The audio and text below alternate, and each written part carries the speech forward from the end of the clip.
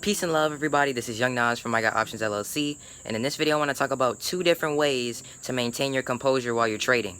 Right? So when you're starting to put real money on your trades for the very first time or the very first couple of times, it can be very challenging to overcome some of those natural emotions that you're going to experience.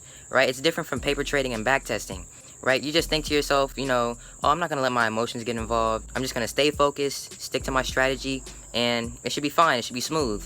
But then when you actually put that money on the line, it starts to become a different story. And I have experienced this too. So you're not alone. This happens to a lot of traders, if not every single trader. So from my experience, I started doing 2 different things that helped me overcome my inability to maintain my composure, right, when I first started trading. So method number 1, write down your feelings in your journal, right? Whenever you're taking a trade and you start feeling your emotions get roused up again, write down how you feel exactly on a sheet of paper or in your journal, whether it's digital, on paper, whatever. Write it down so that way when you're finished with the trade, you look back at your notes, you look back at your journal, and then you analyze your thought process. So it's good to also analyze stocks and research how they move and whatnot, but then you also have to do research on yourself. That's the deep part about it. It's a good way to help develop better self-control.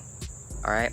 Now method number 2 might be a little bit more extreme in some people's opinion, but the method is to not look at how much you're up or how much you're down on your trades.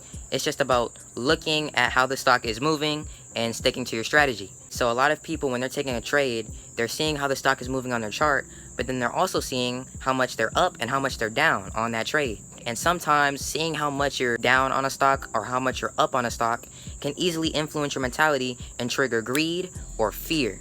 Right? And you don't want that. And so what you can do is just not look at that section of your screen where it shows you, how much you're up or how much you're down. You can literally just look at your stock chart and then set your buy order on a stock, and then when you're finished, sell them. Then once you actually finish your trade, look back and see how much you've lost or how much you've made. So that way, however much you lost or however much you made doesn't affect whether you stuck to your strategy or not, right? So those are 2 methods to help maintain your composure while you're trading.